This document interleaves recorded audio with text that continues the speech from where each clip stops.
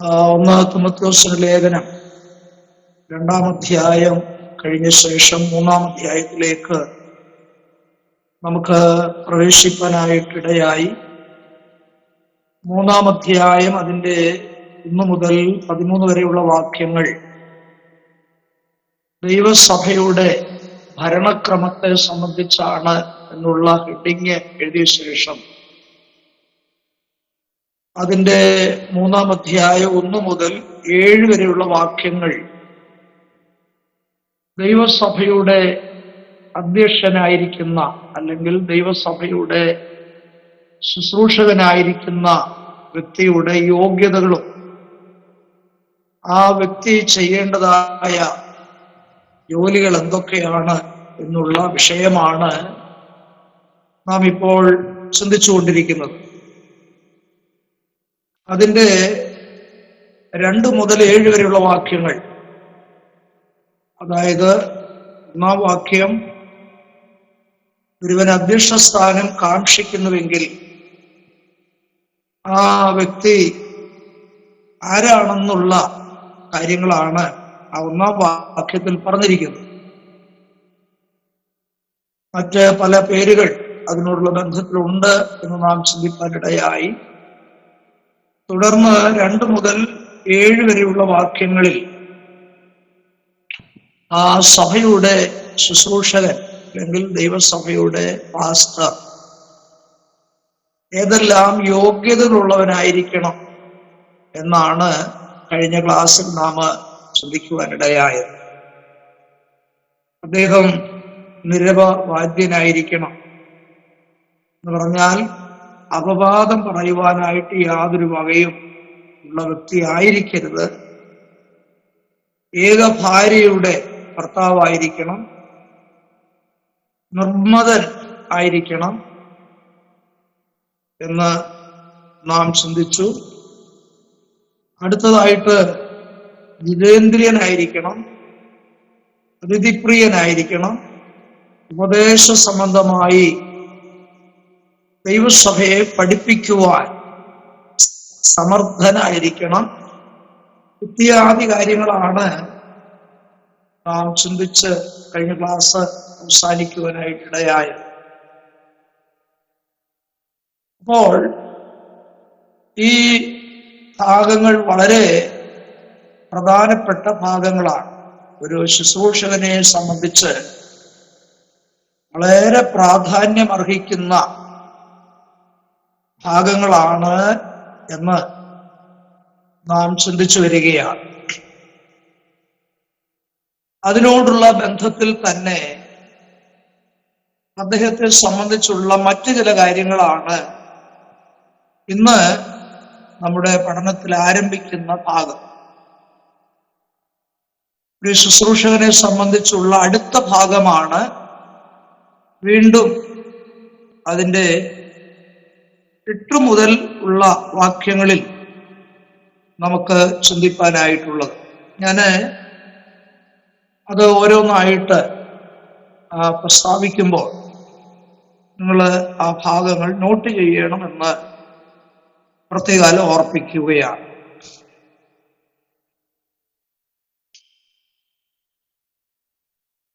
വീണ്ടും ഒന്നാമതായിട്ട് ആ ദൈവദാസൻ അല്ലെങ്കിൽ സഭയുടെ ശുശ്രൂഷകൻ ആരായിരിക്കണമെന്ന് വീണ്ടും അടുത്ത ഭാഗം ആരംഭിക്കുകയാണ്. ഒന്നാമതായി അദ്ദേഹം മദ്യപ്രിയൻ ആകരുത്.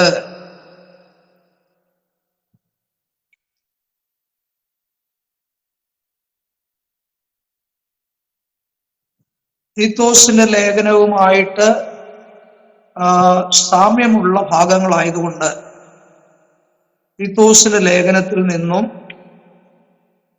തുടർന്നുള്ള കാര്യങ്ങൾക്ക് പെടുത്തണം. 3 8-ാം വാക്യത്തിൽ കാണുന്ന കാര്യങ്ങളാണ്, 8 മുതലുള്ള കാര്യങ്ങളാണ് നാം ഇപ്പോൾ വീണ്ടും ചിന്തിക്കാനായിട്ട് പോകുന്നത്. മദ്യപ്രിയനായിരിക്കരുത്.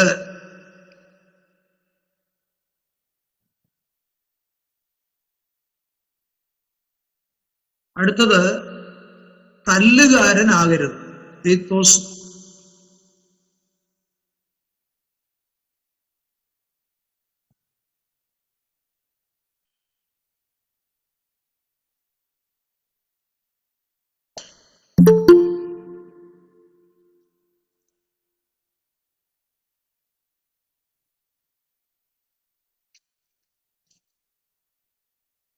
തീത്തോസ് 1:7 അത് കാണാൻ കഴിയും. തല്ലുകാരൻ ആകരുത്.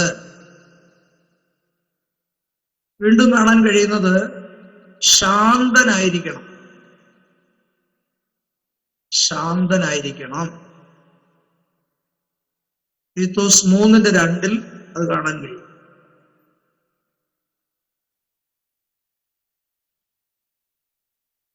വീണ്ടും 1 തിമോഥെയോസിൽ തന്നെ നമ്മള് പഠിച്ചു കഴിഞ്ഞ ഭാഗങ്ങളിൽ നിന്നും കാണാൻ കഴിയുന്നത് കലഹിക്കുന്നവനായിരിക്കരുത്, കലഹിക്കുന്നവനാകരുത്.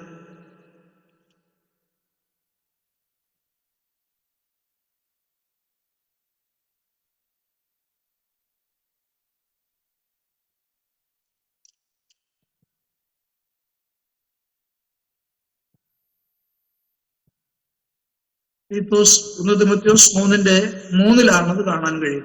1 തിമോഥെയോസ് 3:3.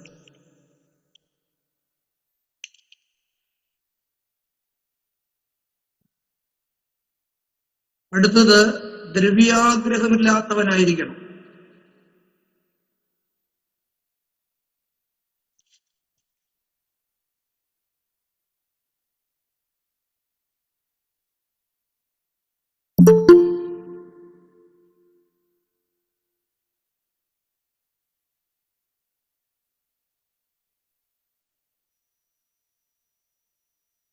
തീത്തോസ് 1:7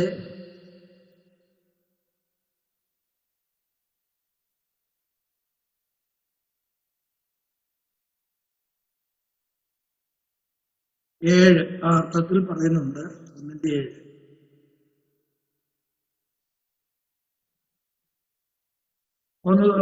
അടുത്തതായിട്ട് സ്വന്തം കുടുംബത്തെ നന്നായി ഭരിക്കുന്നവനായിരിക്കണം.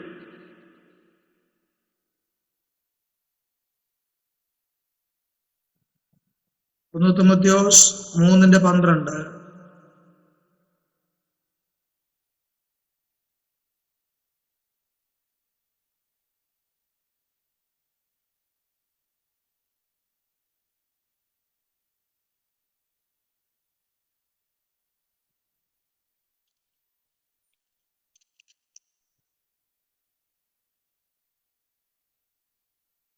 അടുത്തത് പുതിയ ശിഷ്യനാകരുത്.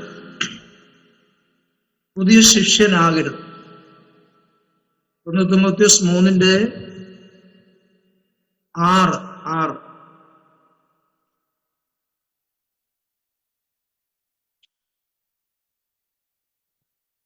എന്താ അങ്ങനെ പറഞ്ഞാൽ എന്താ അർത്ഥം? പുതിയ ശിഷ്യനാകരുതെന്ന് പറഞ്ഞാൽ എന്താണ് അതിന്റെ അർത്ഥം? അടുത്ത കാലത്ത് വിശ്വാസത്തിൽ വന്ന ഒരു വ്യക്തി ഒരു സഭയുടെ ശുശ്രൂഷ ചെയ്യുവാനായിട്ട് യോഗ്യനല്ല. കാരണം വചനം നന്നായിട്ട് ചിലപ്പോൾ അറിയാൻ പാടില്ലായിരിക്കും, നിഗളിച്ചു പോകാൻ സാധ്യതയുണ്ട്. അതുകൊണ്ടാണ് പുതിയ ശിഷ്യനാകരുത് എന്ന് 1 തിമോഥെയോസ് 3:6 പറഞ്ഞിരിക്കുന്നതിന്റെ കാരണം.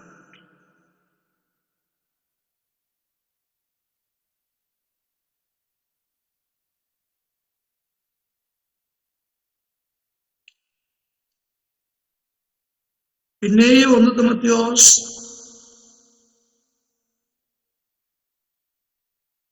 3:8 മുതൽ 13 വരെയുള്ള വാക്യങ്ങളിൽ വീണ്ടും അടുത്ത യോഗ്യതകൾ എന്തൊക്കെയാണെന്ന് വീണ്ടും പ്രസ്താവിച്ചിരിക്കുകയാണ്.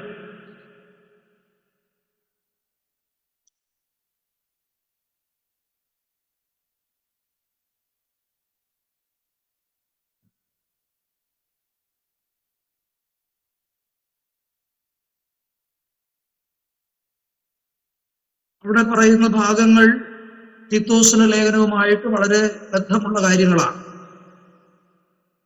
ഇവിടെ പറയുന്നു ഘനശാലിയായിരിക്കണം.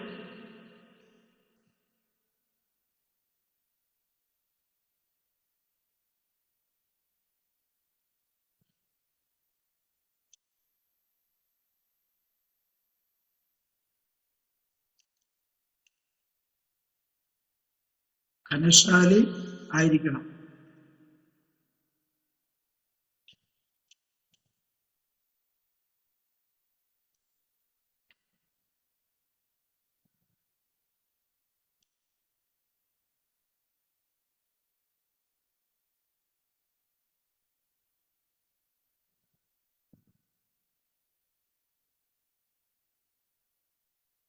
വീണ്ടും പറയുന്നത്, അതായത് ധനശാലിയായിരിക്കണം എന്ന് പറഞ്ഞാൽ പെരുമാറ്റത്തിലും നടത്തലിലും മാന്യതയും അന്തസ്സും ഉണ്ടായിരിക്കേണ്ടതാണ്.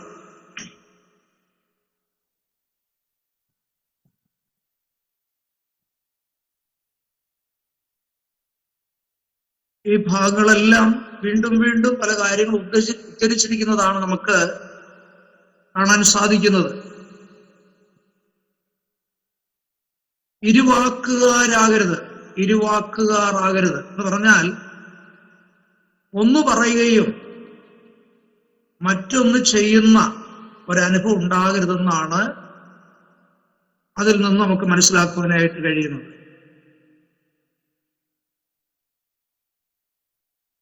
പിന്നെയും കാണുന്നുണ്ട്, ദുർലാഭമോഹിയായിരിക്കരുത്. ഏതു മാർഗത്തിലും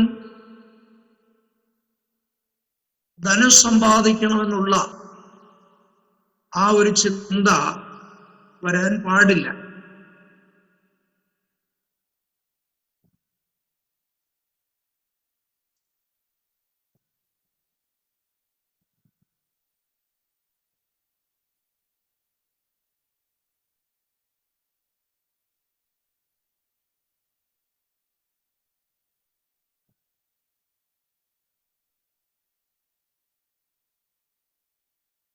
ഒന്ന് തിമോഥെയോസ് 3:12-13 വാക്യങ്ങൾ വീണ്ടും ഒന്ന് വായിക്കാമോ?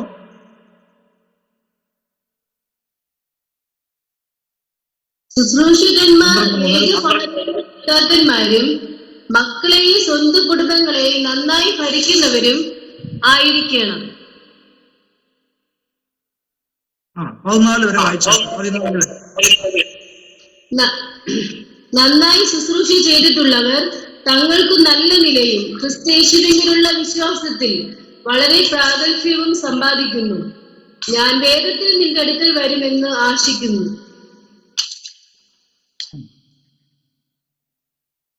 അപ്പോൾ ഈ വാക്യങ്ങളിലെല്ലാം വീണ്ടും വീണ്ടും ഒരു ശുശ്രൂഷകൻ എങ്ങനെ ആയിരിക്കണമെന്നുള്ളത്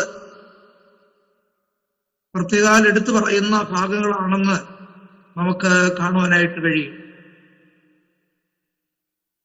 അതിന്റെ അടുത്ത ഭാഗം 14 മുതൽ, അതായത് 1 തിമോഥെയോസ് 3:14 മുതൽ 6:19 വരെയുള്ള അടുത്ത ഭാഗം നാം ചിന്തിച്ചാൽ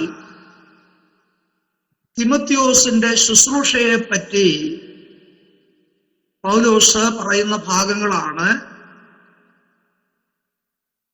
3:14 മുതൽ 6:19 വരെയുള്ള വാക്യങ്ങൾ.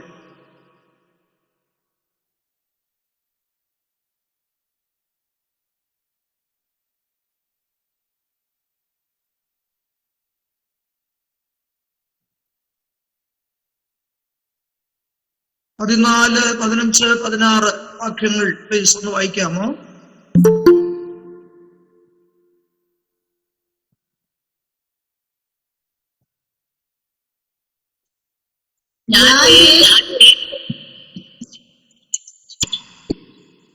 വായിച്ചു.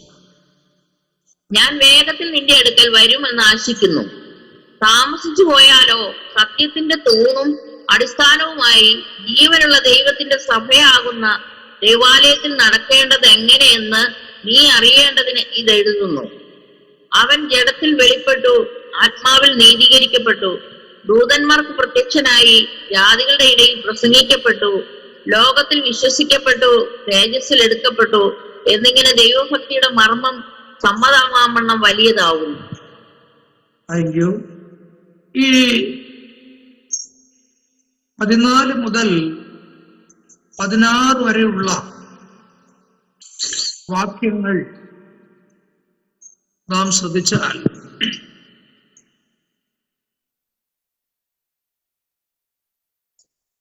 ദൈവസഭയോടുള്ള ബന്ധത്തിൽ സത്യവുമായി ബന്ധപ്പെട്ട ചില പ്രത്യേക കാര്യങ്ങളാണ് പൗലോസ് തിമോഥെയോസിനോട് എഴുതി ഇവിടെ അറിയിക്കുന്നത്. നമ്മളിവിടെ വായിച്ചു കേട്ടു, ഞാൻ വേഗത്തിൽ നിന്റെ അടുക്കൽ വരുമെന്ന് ആശിക്കുന്നു. ഈ ഭാഗം താന് പൗലോസ് എഴുതുമ്പോൾ പൗലോസിൽ നിന്ന് തിമോഥെയോസിന് ആജ്ഞ ലഭിച്ചതനുസരിച്ച് തിമോഥെയോസ് ഇപ്പോൾ എഫേസോസ് സഭയുടെ ശുശ്രൂഷകനായി ശുശ്രൂഷിക്കുന്ന കാലഘട്ടത്തിലാണ് പൗലോസ് ഇത് എഴുതി അറിയിക്കുന്നത്. പൗലോസ് പറയുകയാണ്, ഞാൻ വേഗത്തിൽ നിന്റെ അടുക്കൽ വരുമെന്ന് ആശിക്കുന്നു. താമസിച്ചു പോയാലോ സത്യത്തിന്റെ തൂണും അടിസ്ഥാനവുമായി ജീവനുള്ള ദൈവത്തിന്റെ സഭയാകുന്ന ദൈവാലയത്തിൽ നടക്കേണ്ടത് എങ്ങനെയെന്ന് നീ അറിയേണ്ടതിനിത് എഴുതുന്നു. അപ്പോൾ പൗലോസിന്റെ ആഗ്രഹം എത്രയും വേഗത്തിൽ തിമോഥെയോസിന്റെ അടുക്കൽ ചെന്ന് എത്തണമെന്നുള്ളതാണ്. അതാണ് താൻ പറയുന്നത്, ഞാൻ വേഗത്തിൽ നിന്റെ അടുക്കൽ വരുമെന്ന് ആശിക്കുകയാണ്, അങ്ങനെ താൻ ആഗ്രഹിക്കുകയാണ്. പക്ഷേ താമസിച്ചു പോയാലോ എന്ന് പറഞ്ഞാൽ വരാൻ താമസിച്ചാലോ ദൈവസഭയിൽ നീ എങ്ങനെ നടക്കണമെന്ന് ഞാന് നിന്നെ എഴുതി അറിയിക്കുന്നു എന്നാണ് താൻ ഇവിടെ പ്രസ്താവിച്ചിരിക്കുന്നത്.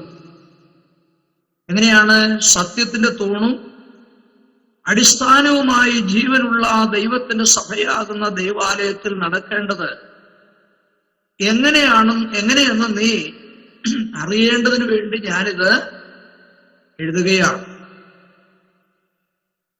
അപ്പോൾ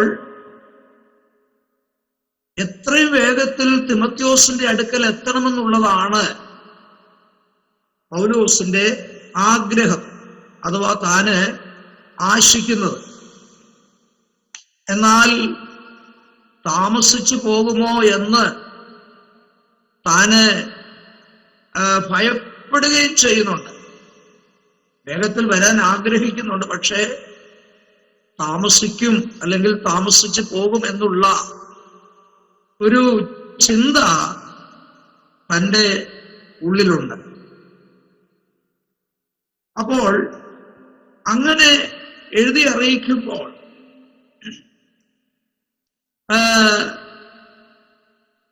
സഭയെക്കുറിച്ചുള്ളതായിരിക്കുന്ന ഗൗരവമായ ഒരു വിഷയം പൗലോസ് തിമോഥെയോസിനെ എഴുതി അറിയിക്കുകയാണ്.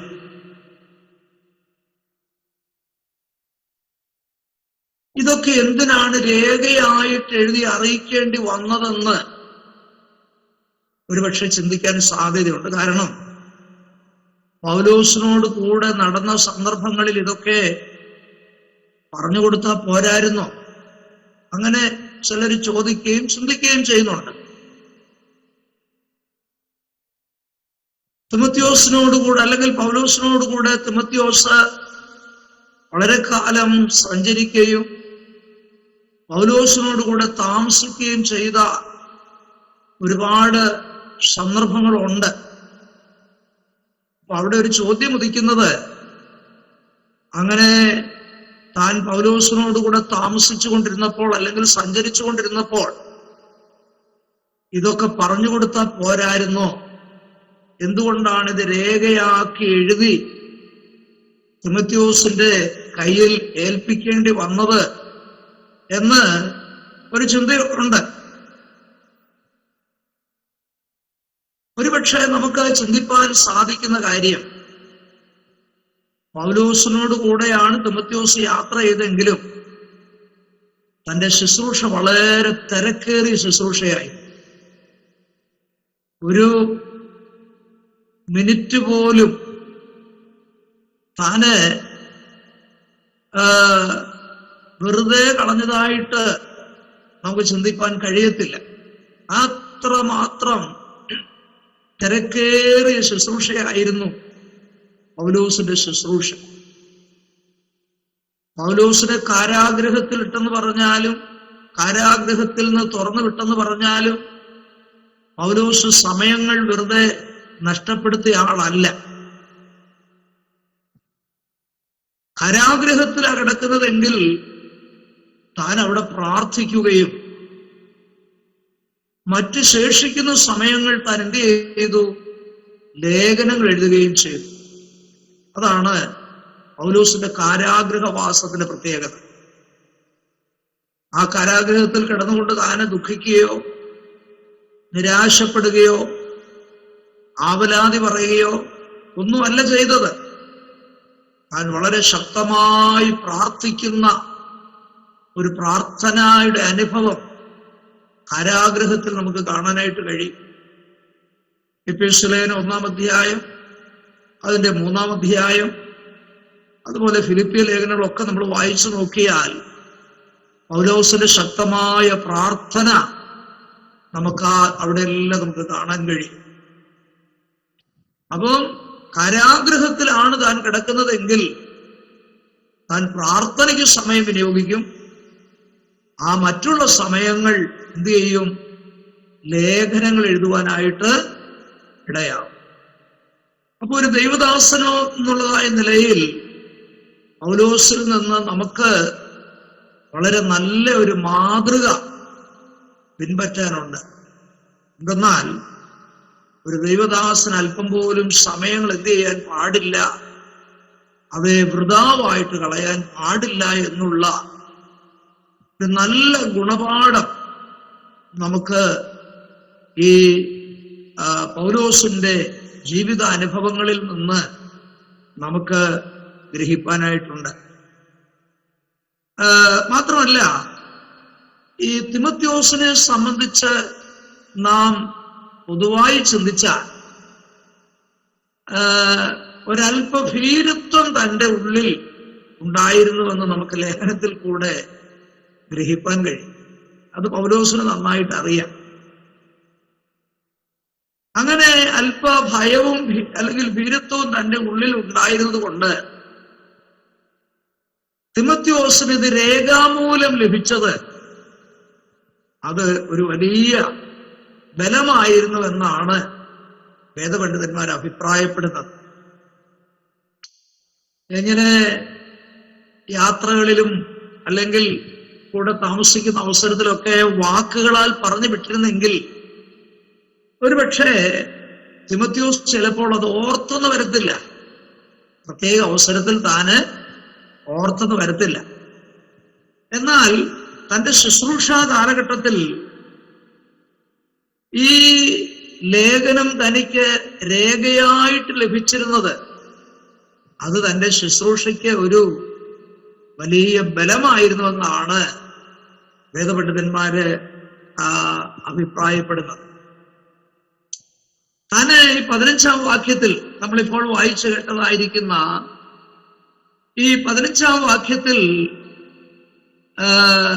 പൗലോസ് പറയുകയാണ്, അല്ലെങ്കിൽ പൗലോസ് തിമോഥെയോസിനോട് പറയുകയാണ്, നീ ദൈവസഭയിൽ എങ്ങനെ നടക്കണമെന്നുള്ള ഒരു പ്രത്യേക കാര്യം താൻ പറയുകയാണ്.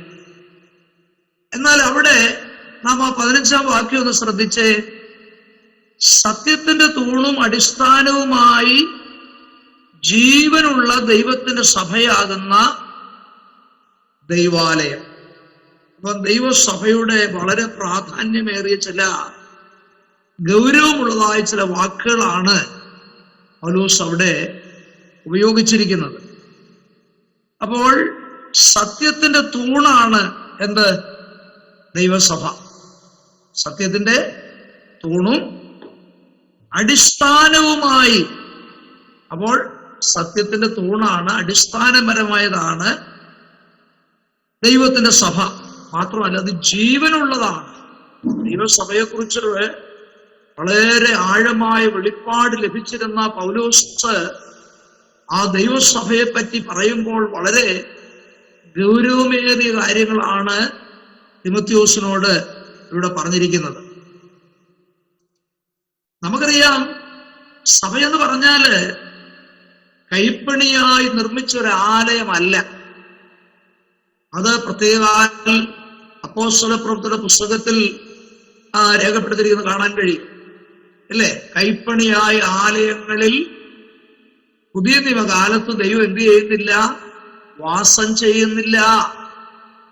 പിന്നെ എവിടെയാണ് ദൈവം വാസം ചെയ്യുന്നത്? ജീവനുള്ള ദൈവസഭയ്ക്കകത്താണ് ദൈവം വാസം ചെയ്യുന്നത്.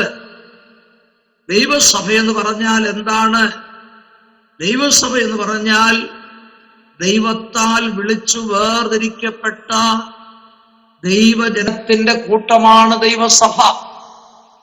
വിശ്വാസികൾ ദൈവഭവനമാണ്, അല്ലെങ്കിൽ വിശ്വാസികൾ ഒത്തുകൂടുന്നതാണ് എന്ത്?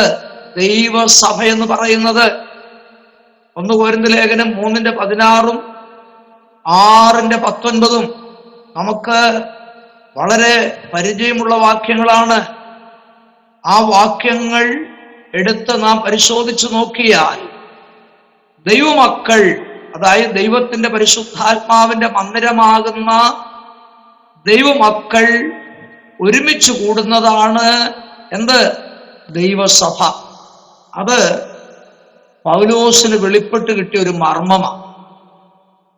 ദൈവത്തിന്റെ തിരുഹൃദയത്തിൽ അനാദികാലം മുതൽ മറഞ്ഞിരുന്ന ആ മർമ്മം അപ്പോസ്തലനായിരിക്കുന്ന പൗലോസിന് എന്ത് ചെയ്തു?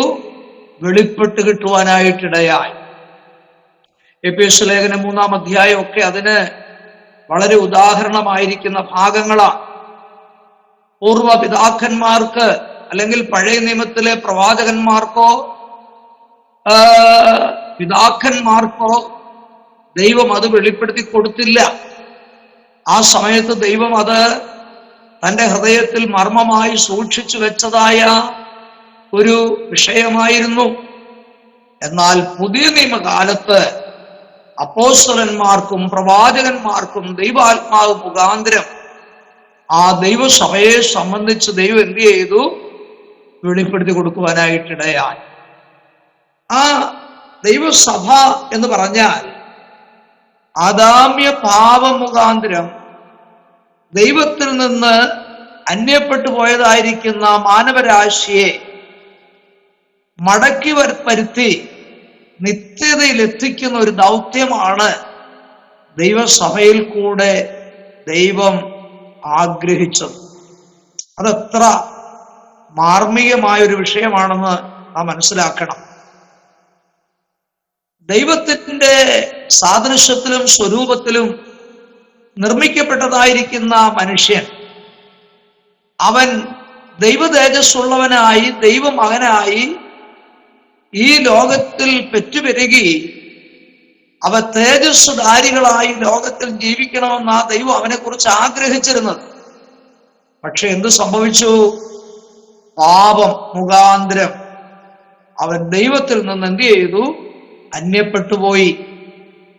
അന്യപ്പെട്ടു പോയതായിരിക്കുന്ന ആദാമിന്റെ സന്തത പരമ്പരകൾ മുഴുവനും പാപത്തിൽ ജനിച്ച് പാപത്തിൽ ജീവിച്ച് നിത്യനാശത്തിന് നിത്യനരകത്തിന് അവര് അടിമകളായിരുന്നു, വിധേയപ്പെട്ടവരായിരുന്നു. എന്നാൽ ദൈവം തമ്പുരാൻ ദൈവസഭ ഭൂമിയിൽ സ്ഥാപിച്ചതിന്റെ ഏക കാരണം, അതെങ്ങനെയാ സ്ഥാപിതമായി നമുക്കറിയാം. തന്റെ പുത്രനായിരിക്കുന്ന ക്രിസ്തുവിനെ ഈ ലോകത്തിലേക്ക് അയച്ച് ക്രൂശിന്മേൽ യാഗമാക്കി യേശുവിൽ നിന്ന് ചൊരിഞ്ഞതായിരിക്കുന്ന രക്തത്തിൽ നിന്നാണ് ദൈവസഭ രൂപം കൊള്ളുവാനായിട്ടിടയായത്. ആ ദൈവസഭ ഇന്ന് ഭൂമിയിലുണ്ട്. പെന്തക്കോസ്ത് നാളിൽ ആരംഭിച്ചതായിരിക്കുന്ന ദൈവസഭ 2000 വർഷങ്ങൾ കഴിഞ്ഞിട്ടും അത് വളർന്നുകൊണ്ടിരിക്കുന്ന ഒരു ജീവൽ സ്ഥാപനമാണ്. നമുക്കറിയാം, ദൈവം ഭൂമിയിൽ സ്ഥാപിച്ചതായിരിക്കുന്ന 2 സ്ഥാപനങ്ങളുണ്ട്. ഒന്ന് കുടുംബമാണ്, മറ്റൊന്ന് ദൈവസഭയാണ്. അങ്ങനെയാണെങ്കിൽ ഈ സഭയെ ദൈവം സംബോധന ചെയ്തിരിക്കുന്നത് എങ്ങനെയാണെന്നറിയാമോ? ജീവനുള്ള ദൈവസഭ എന്നാണ്. ആ സഭ സത്യത്തിന്റെ തൂണും അടിസ്ഥാനവുമാണ് എന്നാണ് പൗലോസ് ഇവിടെ പ്രസ്താവിച്ചിരിക്കുന്നത്. ഇവിടെ വേദപണ്ഡിതന്മാര് ചിന്തിക്കുന്ന ഒരു കാര്യം, ആ ലേഖനം എഴുതിയതായിരിക്കുന്ന കാലഘട്ടത്തിൽ ചന്തസ്ഥലങ്ങളിൽ തൂണുകൾ സ്ഥാപിച്ച് ജനം അറിയേണ്ടതായിരിക്കുന്ന നോട്ടീസ് ആ തൂണിന്മേൽ പതിപ്പിക്കുമായിരുന്നു. അങ്ങനെ തൂണിന്മേൽ പതിപ്പിച്ചതായിരിക്കുന്ന ആ പ്രസ്താവനകൾ കണ്ട് വായിച്ചാണ് ജനങ്ങൾ ഗവൺമെന്റിന്റെ പല കാര്യങ്ങളും മനസ്സിലാക്കിയിരുന്നത്. ആ ഒരു ആശയമാണ് ഇവിടെ തൂണ് എന്ന് ദൈവസഭയെ ഉദ്ദേശിക്കുവാൻ കാരണം. എന്ന് പറഞ്ഞാൽ ദൈവത്തിന്റെ സത്യവചനങ്ങൾ ഘോഷിപ്പാനായിട്ടാണ് തൂണിന്മേൽ എഴുതുന്നതായിരിക്കുന്ന നോട്ടീസ് പോലെ ദൈവം സഭയെ ഭൂമിയിൽ ആക്കി വച്ചിരിക്കുന്നത്. എന്താണ് അതിന്റെ അർത്ഥം? ദൈവികമായിരിക്കുന്ന സത്യവചനങ്ങൾ ലോകം അറിയപ്പെടേണ്ടത് ഈ സഭയിൽ കൂടെ ആയിരിക്കണം എന്നാണ് പൗലോസ് ഇവിടെ ആഗ്രഹിക്കുന്നത്. അതുകൊണ്ടാണ് ഇവിടെ ദൈവസഭയെ സത്യത്തിന്റെ തൂണ് എന്ന് വിളിക്കുവാനായിട്ട് കാരണം. അപ്പോൾ ഞാൻ പറഞ്ഞതിന്റെ അർത്ഥം, പുതിയ നിയമകാലത്ത് പുതിയ നിയമസഭയിൽ കൂടെ വേണം ദൈവിക സത്യങ്ങൾ ലോകം എന്ത് ചെയ്യേണ്ടതിന്, അറിയേണ്ടതിന്.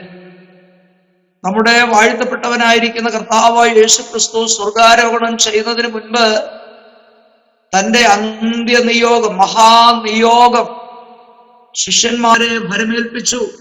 എന്തായിരുന്നു അത്? നിങ്ങൾ അത് പിതാവിന്റെയും പുത്രന്റെയും പരിശുദ്ധാത്മാവിന്റെയും നാമത്തിൽ സ്നാനം കഴിപ്പിച്ച് ഞാൻ നിങ്ങളോട് പറഞ്ഞിരിക്കുന്ന ഉപദേശങ്ങൾ മറ്റുള്ളവരെ പഠിപ്പിച്ച് നിങ്ങൾ അവരെ എൻ്റെ ശിഷ്യന്മാരാക്കണം. കർത്താവിന്റെ അന്ത്യനിയോഗം അവിടെ പ്രസ്താവിക്കുന്നത് നമുക്ക് കാണുവാനായിട്ട് കഴിയും. അതുകൊണ്ട് ദൈവവചനം പഠിക്കുന്നതായ നാം മനസ്സിലാക്കേണ്ട ഒരു കാര്യം, ദൈവം ദൈവസഭയിൽ കൂടെയാണ് ലോകത്തോട് ആ സത്യവചനം അറിയിക്കേണ്ടതായ നിയോഗം ദൈവം തന്നിരിക്കുന്നത്. അതുകൊണ്ട് നമ്മൾ ഓരോരുത്തരും ആ നിയോഗത്തിന്റെ വാഹികളാണ്. ആ നിയോഗം പ്രസ്താവിപ്പാനായിട്ടാണ് ദൈവം നമ്മെ ആക്കി വച്ചിരിക്കുന്നത് ലോകത്തിൽ. നമ്മൾ ദൈവസഭയുടെ അംഗങ്ങളാണല്ലോ. അപ്പൊ നമ്മിൽ കൂടെയാണ് ലോകം എന്ത് ചെയ്യേണ്ടത്? ദൈവവചനത്തിന്റെ സത്യങ്ങൾ മനസ്സിലാക്കേണ്ടത്.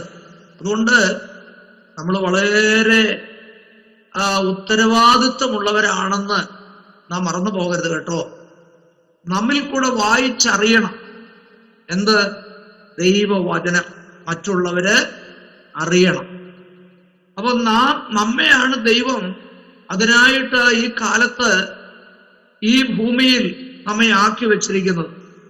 അതുകൊണ്ട് എന്നെ ഒരു ദൗത്യവും ദൈവം ഏൽപ്പിച്ചിട്ടില്ല, എനിക്കതിന് കഴിവില്ല, അല്ലെങ്കിൽ അത് ഇന്നാര് ചെയ്യട്ടെ എന്ന് പറഞ്ഞ് നാം ഒരിക്കലും ഒഴിയേണ്ടവരല്ല. നമ്മളെ ദൈവം വളരെ ഗൗരവമായി ഏൽപ്പിച്ചിരിക്കുന്ന ഒരു വലിയ ദൗത്യമാണ് നമ്മിൽ കൂടെ സത്യവചനം ലോകം അറിയപ്പെടണമെന്നുള്ളത്. കാരണം ദൈവസഭയുടെ അംഗങ്ങളാക്കി ദൈവം നമ്മെ ചെയ്തിരിക്കുകയാണ്, മാറ്റിയിരിക്കുകയാണ്. അതുകൊണ്ട് അതിൽ നിന്ന് നമുക്കൊരിക്കലും ഒഴിവില്ല എന്നുള്ള കാര്യം നാം മറന്നു പോകരുത്. നമ്മൾ സത്യവചനം വിളിച്ചു പറയുക മാത്രമല്ല, ആ വചനം അനുസരിച്ച് പ്രായോഗിക ജീവിതത്തിൽ നമ്മൾ മാതൃകയുള്ളവരായിട്ട് ജീവിക്കുകയും കൂടെ വേണം. അതും കൂടെ അതിൻ്റെ കൂടെ നമ്മൾ ഓർത്തിരിക്കേണ്ട കാര്യമാണ്. നമ്മൾ വചനം പറയും, അല്ലെങ്കിൽ പറയണം.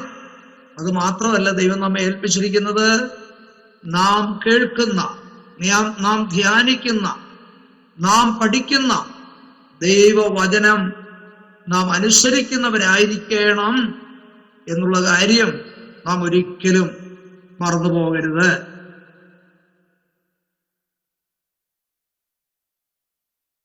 ഇവിടെ തിമോഥെയോസിനോട് വ്യക്തിപരമായിട്ട് പൗലോസ് പറയുന്ന ഭാഗമാണിത്. തിമോഥെയോസ് ദൈവസഭയിൽ എങ്ങനെ നടക്കണമെന്നുള്ളത് വളരെ എടുത്തു പ്രസ്താവിച്ചിരിക്കുന്ന ഒരു ഭാഗമാണ്. അടുത്തതായിട്ട് പറയാൻ പോകുന്നത്, എങ്ങനെയാണ് തിമോഥെയോസ് ദൈവസഭയ്ക്കകത്തായിരിക്കേണ്ടത് എന്നുള്ള കാര്യം. മറ്റ് പല ഭാഗങ്ങളോടുള്ള ബന്ധത്തിൽ തിമോഥെയോസിനെ സ്പർശിക്കുന്ന, അല്ലെങ്കിൽ തിമോഥെയോസിനെ പരാമർശിക്കുന്ന ചില കാര്യങ്ങൾ അടുത്തതായിട്ട് പറയാം. ഒന്ന്, യോഗ്യമാമണ്ണം ദൈവസഭയിൽ നടക്കണം, അല്ലെങ്കിൽ യോഗ്യമാമണ്ണം ദൈവസഭയിൽ തിമോഥെയോസ് ശുശ്രൂഷിക്കണം.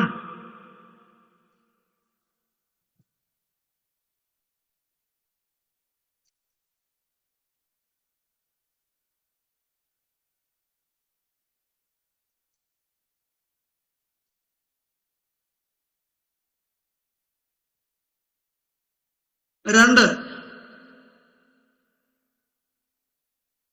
ദൈവഭക്തിക്കൊത്തവണ്ണം ശുശ്രൂഷിക്കണം.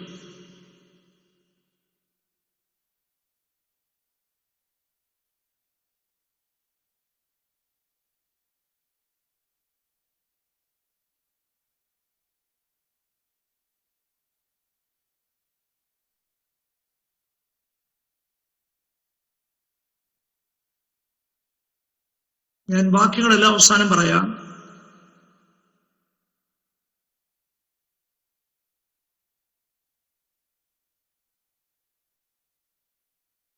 ശ്രദ്ധയുള്ള ഒരു സൂക്ഷിപ്പുകാരനായിട്ട് ശുശ്രൂഷിക്കണം.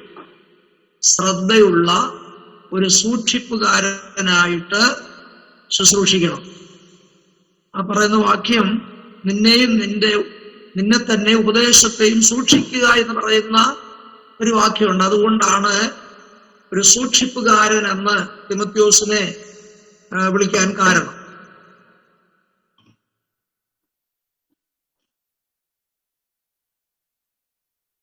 നിർമ്മലതയോടെ ദൈവസഭയിൽ ശുശ്രൂഷിക്കണം.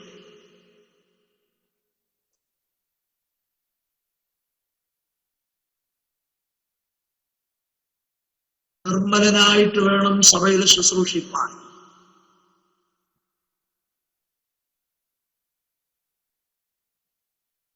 അടുത്തത്,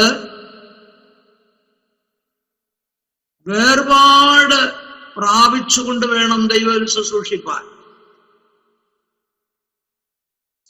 തിമോഥെയോസിന്റെ ലേഖനം 6-ാം അധ്യായത്തിൽ പറയുന്നുണ്ട്, ഇവ നീ വിട്ടോടണം എന്ന് പറഞ്ഞാൽ വിടേണ്ട കാര്യങ്ങളുണ്ട്, വേർപെടേണ്ട കാര്യങ്ങളുണ്ടെന്നാണ് അതിന്റെ അർത്ഥം. ഞാൻ വാക്യങ്ങൾ പിന്നെ പറഞ്ഞോളാം.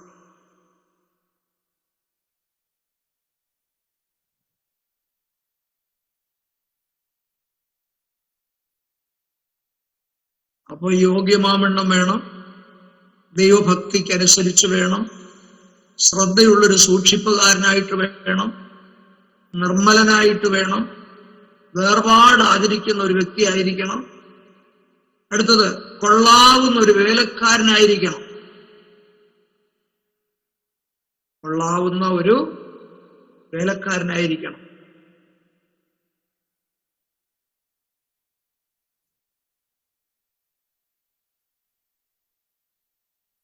ഞാൻ പറയുന്ന വാക്യങ്ങൾ നോട്ട് ചെയ്തോണം. 1 തിമോഥെയോസ് 4:7, 1 തിമോഥെയോസ് 4:7,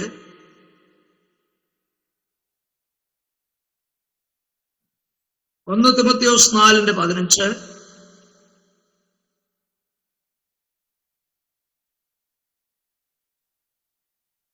1 തിമോഥെയോസ് 4:10,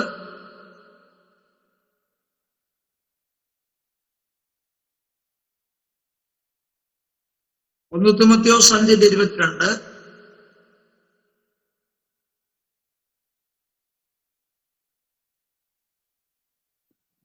ആറിന്റെ 11. 1 തിമോഥെയോസ് 6:11.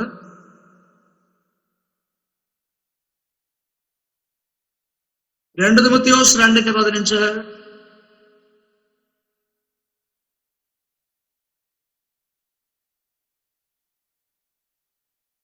ഈ വാക്യങ്ങളെല്ലാം വായിച്ചു നോക്കിയാൽ നമ്മൾ എഴുതിയതായ ഭാഗങ്ങള് അതിനകത്ത് കാണുവാനായിട്ട് സാധിക്കും. ഈ 16-ാം വാക്യത്തെ കുറിച്ചാണ് ഇനി നാം ചിന്തിക്കാനായിട്ട് പോകുന്നത്. 1 തിമോഥെയോസ് 3:16 വാക്യം. ആ വാക്യത്തിലെ വിഷയം ദൈവഭക്തിയുടെ മർമ്മം എന്ന വിഷയമാണ്. ദൈവഭക്തിയുടെ മർമ്മം. ദൈവഭക്തിയുടെ മർമ്മം എന്ന് പറഞ്ഞാൽ ആരാ, അല്ലെങ്കിൽ എന്താണ്? ആ മർമ്മം യേശുക്രിസ്തു ആകട്ടോ. ദൈവഭക്തിയുടെ മർമ്മം എന്ന് പറഞ്ഞാൽ അത് യേശുക്രിസ്തുവിനെ സംബന്ധിക്കുന്ന കാര്യങ്ങളാണ്.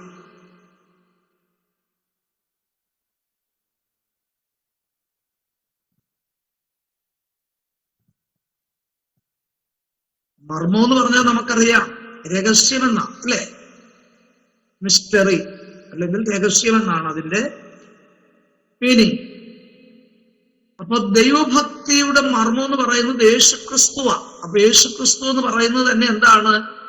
ഒരു മർമ്മമാണ്, ഒരു മർമ്മമാണ് എന്ന് പറഞ്ഞാൽ ദൈവം വെളിപ്പെടുത്തി തന്നതാണ്. ആരെ?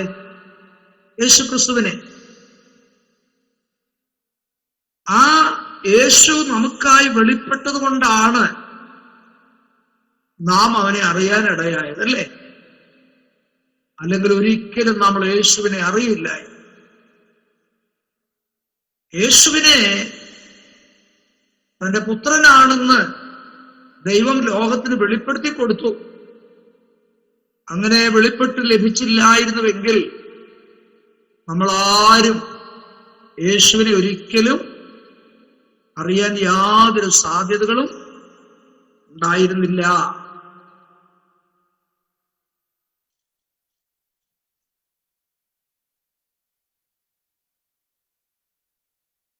ഇവിടെ അനേക കാര്യങ്ങൾ ഈ വാക്യത്തിൽ നിന്ന് നമുക്ക് ഗ്രഹിക്കാൻ കഴിയും. ഒന്ന്, യേശുക്രിസ്തു ജഡത്തിൽ വെളിപ്പെട്ടു.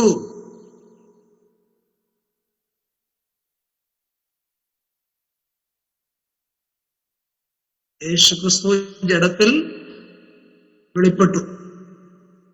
ദൈവഭക്തിയുടെ മർമ്മം എന്താണെന്നുള്ളതാണ് നമ്മൾ ചിന്തിക്കുന്നത്. അതിൽ ഒന്നാമത്തെ കാര്യമാണ് യേശുക്രിസ്തു ജഡത്തിൽ എന്ത് ചെയ്തു? വെളിപ്പെട്ടു. എന്ന് പറഞ്ഞാൽ യേശുവിന്റെ ജനനം മുതൽ ശവസംസ്കാരം, മരണം അടക്കം വരെ ഉള്ള ആ കാലഘട്ടത്തെയാണ് ഈ വാക്കുകൊണ്ട് ഉദ്ദേശിക്കുന്നത്. ജനനം മുതൽ മരിച്ചടക്കപ്പെട്ട കാലം വരെയുള്ള ആ കാലയളവിനെയാണ് ജഡത്തിൽ വെളിപ്പെട്ടു എന്നുള്ളതായിരിക്കുന്ന ആ പ്രയോഗം കൊണ്ട് നമുക്ക് മനസ്സിലാക്കാൻ കഴിയുന്നത്. അപ്പോ അതിനകത്ത് നമുക്ക് ഒരുപാട് കാര്യങ്ങൾ ഉൾക്കൊള്ളിക്കാൻ കഴിയും, ഇല്ലേ?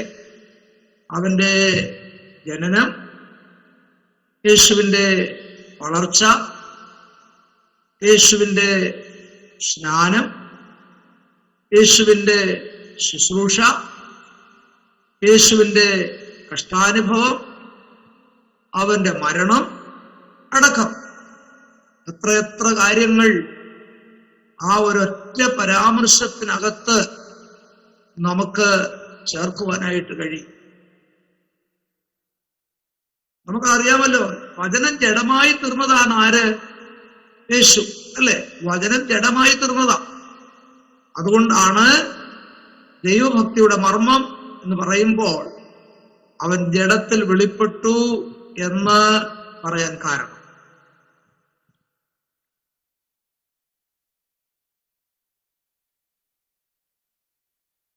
അടുത്തത് ആത്മാവിൽ നീതീകരിക്കപ്പെട്ടു.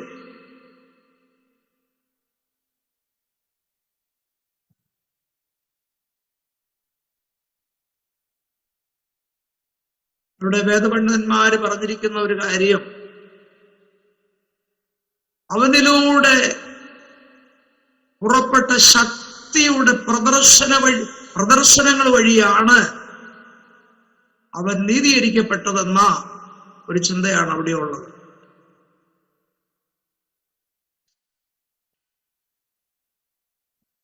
നമ്മുടെ കർത്താവ് ഒരുപാട് അവകാശവാദങ്ങൾ ഉന്നയിച്ചൊരു വ്യക്തിയാണ്. അവകാശവാദങ്ങൾ എന്ന് പറഞ്ഞാൽ, കർത്താവ് പറഞ്ഞു, ഞാന് നല്ല ഇടയനാണ്, ഞാൻ സ്വർഗത്തിൽ നിന്നിറങ്ങി വന്ന ജീവനുള്ള അപ്പമാണ്, ഞാന് വാതിലാണ്, സാക്ഷാൽ മുന്തിരിവള്ളിയാണ്, ഇല്ലേ? ഇങ്ങനെ ഒരുപാട് അവകാശവാദങ്ങൾ മുഴക്കിയ വേറൊരു വ്യക്തി ഭൂമിയിൽ ജനിച്ചിട്ടില്ല. എന്നാൽ അവന്റെ അവകാശവാദങ്ങൾ നീതിയുള്ളതായിരുന്നു. അതെല്ലാം സ്ഥിരീകരിക്കപ്പെടുവാനായിട്ടിടയാണ്.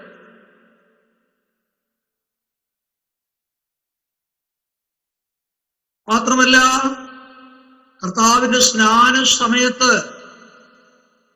എന്താണ് പ്രത്യേകമായിട്ട് അവിടെ നടന്നത്? ദൈവാത്മാവ് പ്രാപരൂപത്തിൽ അവന്റെ മേൽ ഇറങ്ങി വന്നു. അതെല്ലാവരും കണ്ടു നിന്നൊരു കാഴ്ചയാണ്.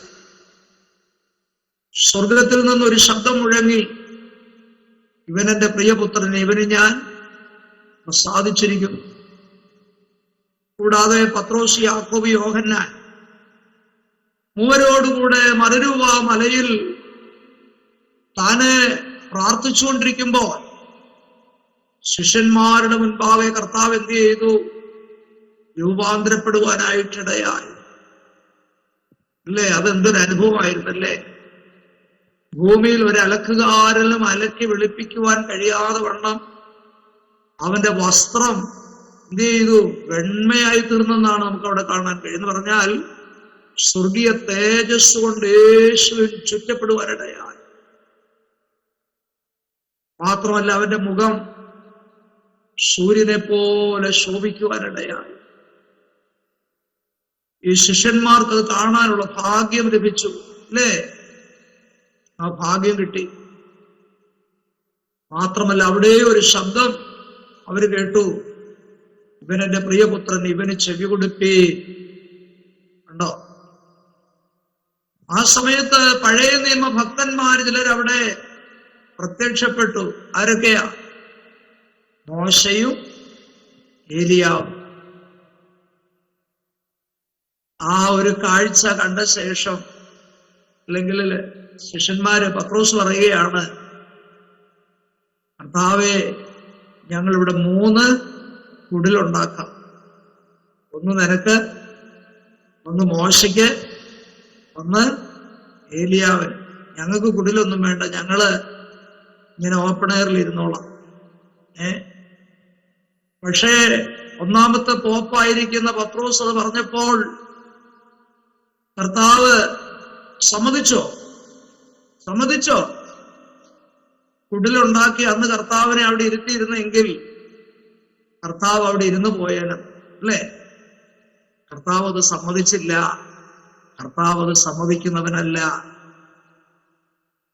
അപ്പോൾ നമ്മുടെ കർത്താവിനെ നമുക്കവിടെ രൂപാന്തരപ്പെട്ട അനുഭവത്തിൽ നമുക്ക് കാണുവാനായിട്ട് സാധിക്കും. മൂന്നാമതായിട്ട് ദൂതന്മാർക്ക് പ്രത്യക്ഷപ്പെട്ടു എന്നാണ് എഴുതിയിരിക്കുന്നത്. ദൂതന്മാർക്ക് പ്രത്യക്ഷപ്പെട്ടു.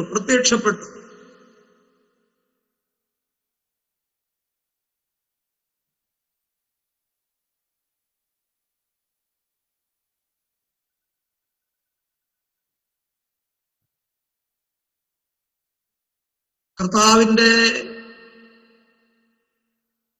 ജീവിതത്തിൽ നാം ശ്രദ്ധിച്ചാൽ അനേക സന്ദർഭങ്ങളിൽ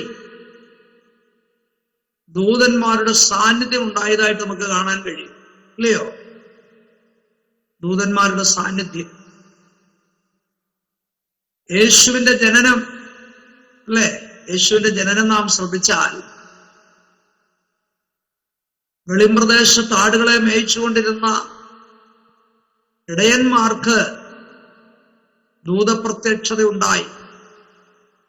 അവരാണ് യേശുവിന്റെ ജനനത്തെക്കുറിച്ച് ഇടയന്മാരോട് അറിയിച്ചത്.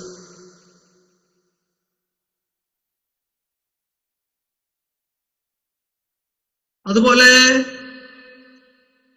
കർത്താവിന്റെ കഷ്ടാനുഭവ ആഴ്ചയെ നാം ശ്രദ്ധിച്ചാൽ ഗെത്സമന തോട്ടത്തിൽ കർത്താവ് പ്രാണവേദനയോട് പ്രാർത്ഥിച്ച സന്ദർഭം, അല്ലേ? അവിടെ ദൂതന്റെ സാന്നിധ്യം ഉണ്ടായി. തന്റെ വിയർപ്പ് രക്തത്തുള്ളിയായിട്ട് താഴെ വീണ സന്ദർഭത്തിൽ സ്വർഗത്തിൽ നിന്ന് ദൂതൻ വന്ന് യേശുവിനെ ശക്തിപ്പെടുത്തുന്നതായിട്ട് കാണാൻ വേണ്ടി ദൂത സാന്നിധ്യം തീർന്നില്ല. കർത്താവിന്റെ സ്വർഗാരോഹണ സമയത്ത് ആകാശത്തിലേക്ക് നോക്കി നിൽക്കുന്ന ശിഷ്യന്മാരുടെ മുൻപിൽ ദൂതപ്രത്യക്ഷതയുണ്ടായി. അവര് പറഞ്ഞു, ഗലീലാ പുരുഷന്മാരെ, നിങ്ങൾ ആകാശത്തിലേക്ക് നോക്കി നിൽക്കുന്നത് എന്ത്? നിങ്ങളെ വിട്ട് സ്വർഗാരോഹണം ചെയ്ത യേശുവിനെ പോകുന്നവനായി നിങ്ങൾ കണ്ടതുപോലെ അവൻ വീണ്ടും വരും. അപ്പോൾ യേശുവിന്റെ ജീവചരിത്രം നാം ശ്രദ്ധിച്ചാൽ അനേക സന്ദർഭങ്ങളിൽ ദൂത പ്രത്യക്ഷത ഉണ്ടായതായിട്ട് നമുക്ക് കാണാൻ കഴിയും. അവനിനി സഭയെ ചേർപ്പാൻ വരുന്നത് തന്നെയല്ല, പിന്നെ അനേക ദൂതന്മാരുടെ അകമ്പടിയോടുകൂടിയാണ് കർത്താവ് മധ്യാകാശത്തിൽ എഴുന്നള്ളി വരുന്നത്. അടുത്തതായിട്ട് ദൈവഭക്തിയുടെ മർമ്മത്തെ സംബന്ധിച്ച് നാം ചിന്തിക്കുമ്പോൾ ജാതികളുടെ ഇടയിൽ പ്രസംഗിക്കപ്പെട്ടു എന്നാണ് കാണാൻ കഴിയുന്നത്. ജാതികളുടെ ഇടയിൽ പ്രസംഗിക്കപ്പെട്ടു.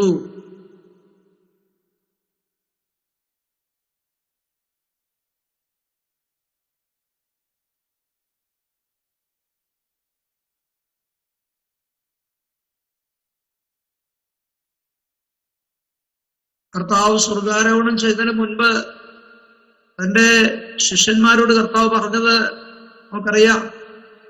ഭൂലോകത്തിലൊക്കെയും പോയി സകല സൃഷ്ടിയോടും പ്രസംഗിക്കണമെന്നുള്ള മഹാനിയോഗമാണ് കർത്താവ് തന്റെ ശിഷ്യന്മാർക്ക് നൽകിയത്. എന്നാൽ തുടർന്ന് ഇന്നുവരെയും ലോകരക്ഷിതാവായി യേശുവിനെ തന്റെ ദാസന്മാർ എന്ത് ചെയ്തുകൊണ്ടിരിക്കുകയാണ്? പ്രസംഗിച്ചുകൊണ്ടിരിക്കുകയാണ്. അപ്പോൾ ജാതികളുടെ ഇടയിലും കർത്താവിനെ കുറിച്ച് എന്ത് ചെയ്യുന്നു? പ്രസംഗിക്കപ്പെട്ടുകൊണ്ടിരിക്കുന്നത് നമുക്ക് കാണാൻ കഴിയും.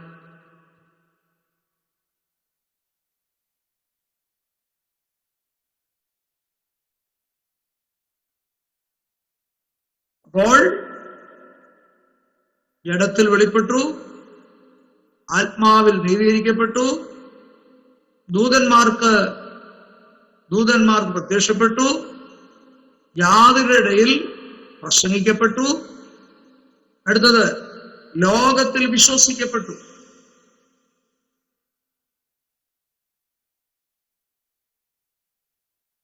അപ്പോൾ ലോകത്തിൽ കർത്താവായ യേശുക്രിസ്തുവിനെ കുറിച്ച് പ്രസംഗിക്കുന്നത് മുഖാന്തരം അതിന്റെ ഫലം എന്താണ്?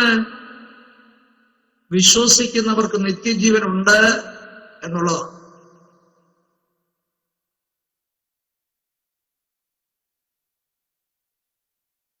യോഹന്നാൻ 3:16 തന്നെ തന്റെ ഏകജാതനായ പുത്രനിൽ വിശ്വസിക്കുന്ന, അല്ലെ, പുത്രനിൽ വിശ്വസിക്കുന്ന ഏവനും നിത്യജീവൻ. അങ്ങനെയാണ് ആ ഫലം. കർത്താവായ യേശുക്രിസ്തുവിനെ കുറിച്ച് പ്രസംഗിക്കപ്പെടുമ്പോൾ അനേകർക്ക് അത് വിശ്വസിക്കുവാനായിട്ട് ദൈവം കൃപ കൊടുക്കുകയും അത് മുഖാന്തരം അവർക്ക് ലഭിക്കുന്നത് എന്താണ്?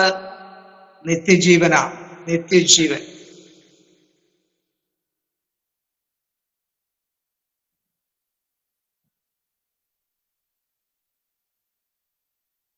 അവസാനമായി പറയുകയാണ്, തേജസ്സിൽ എടുക്കപ്പെട്ടു.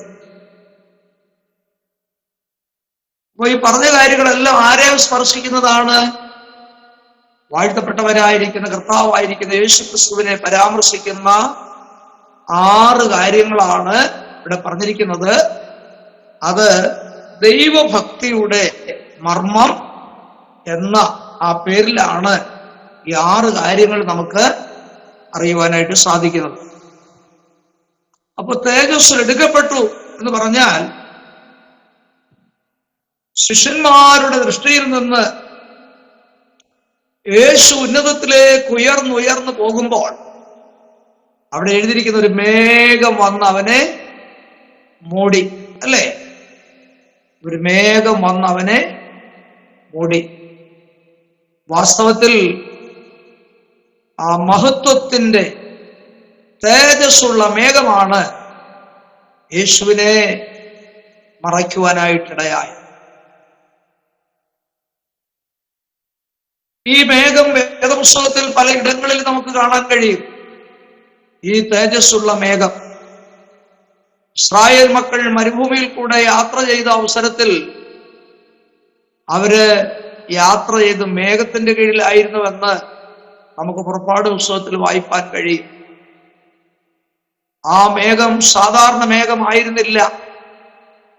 ദൈവ സാന്നിധ്യം നിറഞ്ഞ ദൈവ തേജസ്സിന്റെ മേഘമായിരുന്നു അത്. മേഘം എന്നൊക്കെ പറയുമ്പോൾ മഴക്കാറ് പോലെയൊക്കെയാണ് നമുക്ക് ചിന്ത വരുന്നത്, അല്ലേ? അതല്ല. ദൈവത്തിന്റെ തേജസ്സുള്ള ആ മഹത്വം നിറഞ്ഞതായ മേഘത്തെ കുറിച്ചാണ് ഇവിടെ നമുക്ക് കാണാൻ കഴിയുന്നത്. ഇസ്രായേൽ മക്കൾ യാത്ര ചെയ്ത സന്ദർഭത്തിൽ ആ മേഘം പകൽ തണല് നൽകുകയും രാത്രി അത് വെളിച്ചം നൽകുകയും ചെയ്തെങ്കിൽ അത് സാധാരണ മേഘമായിരുന്നില്ല കേട്ടോ. ഇന്ന് രാത്രി ദൈവവചന പഠനത്തോടുള്ള ബന്ധത്തിലാണെങ്കിലും ഞാനൊരു കാര്യം ഓർപ്പിക്കാം. നാം യാതൊരു അടിസ്ഥാനവുമില്ലാത്ത ഈ മരുഭൂമിയിലാണ് ആയിരിക്കുന്നതെങ്കിലും നമുക്ക് മീതെ ദൈവത്തിന്റെ മേഘം ഉണ്ടെന്നുള്ള കാര്യം ദൈവമക്കൾ മറക്കരുത്. ആ മേഘം നമ്മെ വഴി കാണിക്കുന്ന മേഘമാണ്. ആ മേഘം നമുക്ക് തണല് തരുന്ന മേഘമാണ്. ആ മേഘം അന്ധകാര അവസ്ഥയിൽ നമുക്ക് വെളിച്ചം തരുന്ന മേഘമാണ്. ഇതെല്ലാം ആ മേഘത്തിന്റെ പ്രത്യേകതയാണ് കേട്ടോ. അപ്പോൾ കർത്താവ് തേജസ്സിൽ എന്ത് ചെയ്തു? എടുക്കപ്പെടുവാനിടയായി.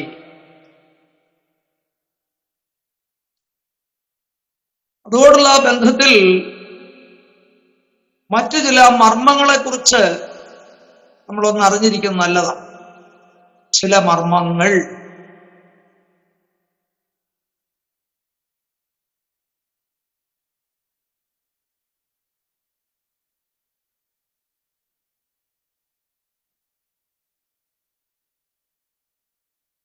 ഒന്ന് സുവിശേഷത്തിന്റെ മർമ്മം.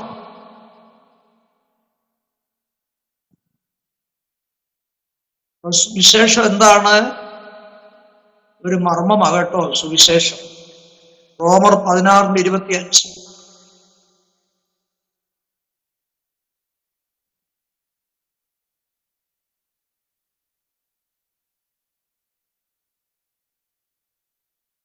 അടുത്തത് ഉയർപ്പിന്റെ മർമ്മം.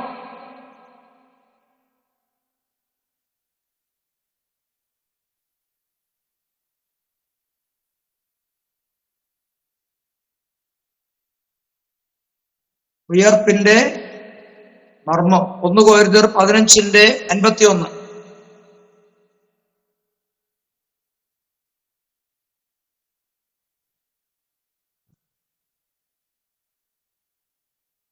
അപ്പോ വിശുദ്ധന്മാരുടെ ഉയർപ്പ് എന്താണ്? ഒരു മർമ്മത്തിൽപ്പെട്ടതാണ്. മർമ്മം അതൊക്കെ വളരെ സമയങ്ങൾ എടുത്ത് പഠിക്കേണ്ട വിഷയങ്ങളാണ്. അപ്പോൾ നമുക്കതിന് സമയമില്ലല്ലോ. ഉയർപ്പിന്റെ മർമ്മം നമുക്കറിയാം. കർത്താവ് സഭയെ ചേർക്കാനായിട്ട് വരുമ്പോൾ ആദ്യം ഉയർക്കും ആര്? ക്രിസ്തുവിൽ മരിച്ചവർ, അല്ലെ? രൂപാന്തര ശരീരത്തോടുകൂടെ അവരെ അടക്കിയ കല്ലറ തുറക്കപ്പെട്ട് ആ ദൈവപുരുഷൻ അല്ലെങ്കിൽ ദൈവ പൈതൽ തേജസ്സോടെ വെളിയിലേക്ക് വരും. ഒരു മർമ്മമാണ്. അപ്പോൾ നമുക്ക് നമ്മുടെ പ്രിയപ്പെട്ടവരുടെ വേർപാടിൽ ഒരു പ്രത്യാശയുണ്ട്. അതാണ് എൻ്റെ കാരണം. പൗലോസ് പറയുന്നത്, നിദ്ര കൊണ്ടവരെ കുറിച്ച് നിങ്ങൾ അറിയാതിരിക്കരുത് പറഞ്ഞാൽ ലോകക്കാരെ പോലെ ദുഃഖിക്കേണ്ട എന്നാണ് അതിന്റെ അർത്ഥം. അപ്പോൾ എന്താണ് അതിൽ നിന്ന് ഉദ്ദേശിക്കുന്നത്? നമ്മുടെ പ്രിയപ്പെട്ടവർ കർത്താവിന്റെ വരവിൽ എന്ത് ചെയ്യും? തേജസ്സോടെ ഉയർത്തെഴുന്നേറ്റ് വരും. ഒരുപക്ഷെ രോഗിയായി കിടന്നായിരിക്കാം മരിച്ചത്, അപകടങ്ങളിൽപ്പെട്ട് അവയവങ്ങൾ നഷ്ടപ്പെട്ടതൊക്കെ ആയിരിക്കാം മരിച്ചത്. പക്ഷേ നമ്മുടെ പ്രിയപ്പെട്ടവർ കർത്താവിൽ മരിച്ച വിശുദ്ധന്മാർ ഉയർക്കുമ്പോൾ നമുക്കൊരു പ്രത്യാശയുണ്ട്. എന്താണ് പ്രത്യാശ? ദ്രവിക്കാത്തൊരു ശരീരത്തോടുകൂടെ, വിൺമയമാകുന്ന ഒരു ശരീരത്തോടുകൂടെ, തേജസ്സുള്ള ഒരു ശരീരത്തോടുകൂടെ അവർ ഉയർക്കുമെന്നുള്ളത് ഒരു മർമ്മമായതുകൊണ്ട് നമുക്കതിൽ പ്രത്യാശ വയ്ക്കാനായിട്ട് വകയുണ്ട്. അടുത്തത് ദൈവരാജ്യത്തിന്റെ മർമ്മം. ദൈവരാജ്യത്തിന്റെ മർമ്മം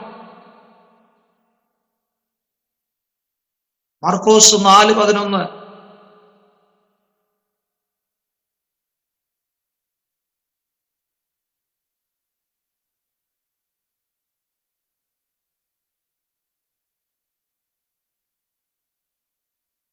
അടുത്തത് സഭയാകുന്ന മർമ്മം.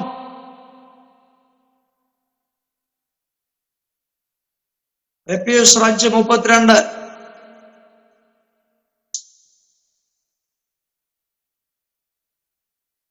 എഫെസ്യർ 5:32.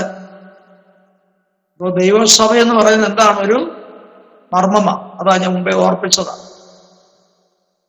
എഫെസ്യർ 5:22 തൊട്ട് പൗലോസ് എഴുതി താഴോട്ട് വരുമ്പോൾ അവിടെ പറഞ്ഞിരിക്കുന്നത് ഈ ഭൂമിയിലെ കുടുംബങ്ങളിലുള്ള ഭാര്യ ഭർത്താക്കന്മാരെ സംബന്ധിച്ചുള്ള കാര്യമാണ്.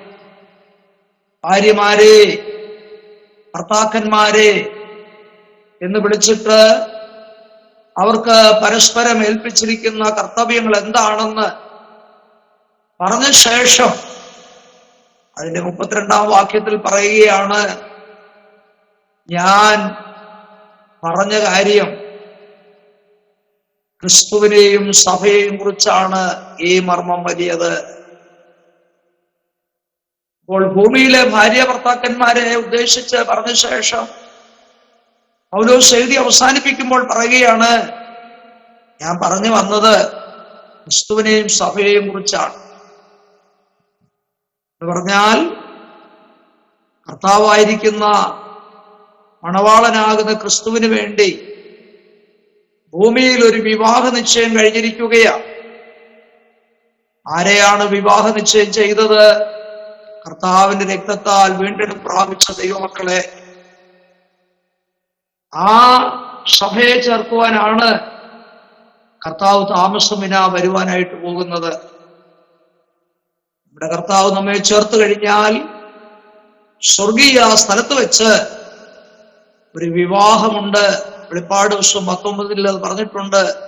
കുഞ്ഞാടിന്റെ കല്യാണം വന്നുവല്ലോ. അപ്പോൾ എഫെസ്യർ 5:32 പറഞ്ഞിരിക്കുന്നത് സഭയാകുന്ന മർമ്മത്തെ കുറിച്ചാണ്. അടുത്തത് അധർമ്മത്തിന്റെ മർമ്മം.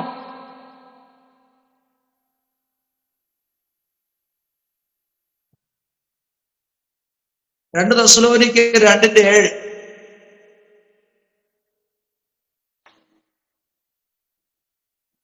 രണ്ട് തെസ്സലോനിക്കർ 2:7.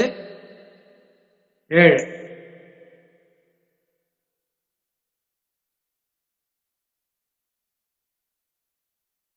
അടുത്തത് വിശ്വാസത്തിന്റെ മർമ്മം.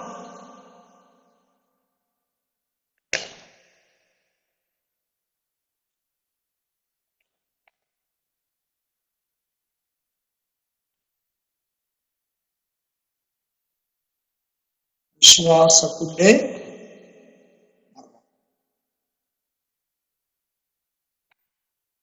1 തിമോഥെയോസ് 3:9.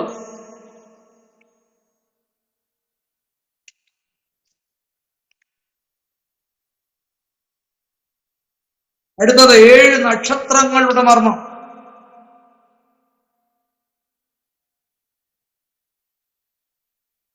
വെളിപ്പാട് 1:20.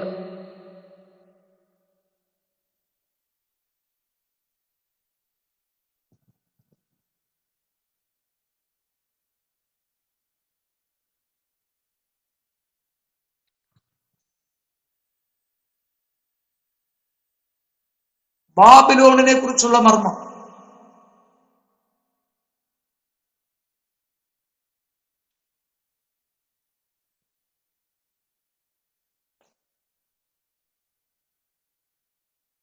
വെളിപ്പാട് 17:5.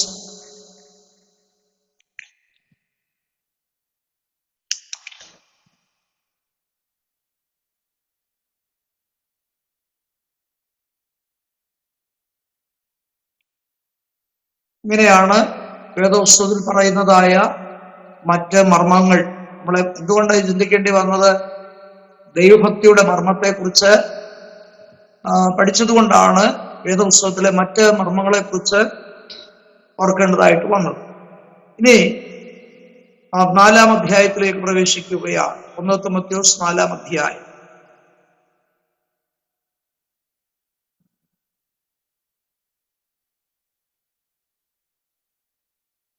നാലാം അധ്യായത്തിന്റെ 1 മുതൽ 11 വരെയുള്ള വാക്യങ്ങളിൽ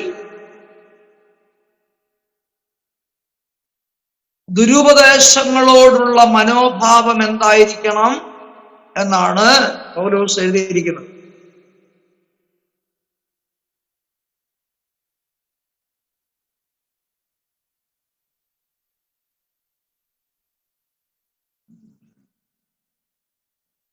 ദുരുപദേശങ്ങളോടുള്ള മനോഭാവമാണ് 4:1 മുതൽ 11 വരെയുള്ള വാക്യങ്ങൾ.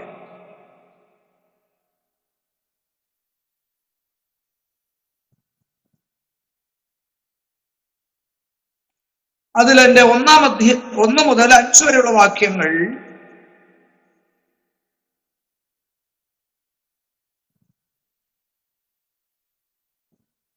ദുരുപദേഷ്ടന്മാരുടെ പ്രത്യക്ഷത അല്ലെങ്കിൽ രംഗപ്രവേശനം എന്ന് വേണേ പറയാം.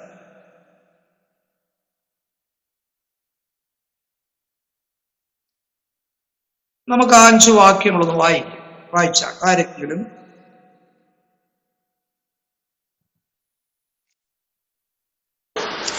എന്നാൽ ഭാവി കാലത്ത് ചിലർ വ്യാജാത്മാക്കളെയും ഭൂതങ്ങളുടെ ഉപദേശങ്ങളെയും ആശ്രയിച്ച് ഭോഷ്ക് പറയുന്നവരുടെ കപടത്താൽ വിശ്വാസം ത്യജിക്കുമെന്ന് ആത്മാവ് തെളിവായി പറയുന്നു. അവർ സ്വന്തം മനസാക്ഷിയിൽ ചൂടുവെച്ചവരായി വിവാഹം വിലക്കുകയും സത്യത്തെ ഗ്രഹിച്ചിരിക്കുന്ന വിശ്വാസികൾ സ്തോത്രത്തോടെ അനുഭവിപ്പാൻ ദൈവം സൃഷ്ടിച്ച ഭോജ്യങ്ങളെ വർജിക്കണമെന്ന് കൽപ്പിക്കുകയും ചെയ്യും. എന്നാൽ ദൈവത്തിന്റെ സൃഷ്ടി എല്ലാം നല്ലത് സ്തോത്രത്തോടെ അനുഭവിക്കുന്നുവെങ്കിൽ ഒന്നും വർജിക്കേണ്ടതല്ല, ദൈവവചനത്താലും പ്രാർത്ഥനയാലും വിശദീകരിക്കപ്പെടുന്നുവല്ലോ. മതി. ഈ 5 വാക്യങ്ങൾ നാം ഇവിടെ വായിച്ചു കേൾക്കുവാനായിട്ടിടയായി. Thank you. അപ്പോൾ പൗലോസ് ഈ ലേഖനം എഴുതുന്ന കാലത്ത് തന്നെ, അല്ലെങ്കിൽ 1-ാം നൂറ്റാണ്ടിൽ തന്നെ ആരെഴുന്നേറ്റു? ദുരുപദേഷ്ടന്മാര് എഴുന്നേക്കാൻ തുടങ്ങി.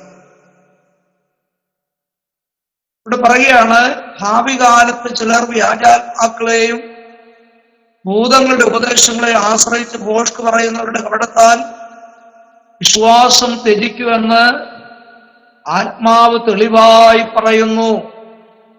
നോക്കിക്കേ, അപ്പൊ 1-ാം നൂറ്റാണ്ടിൽ തന്നെ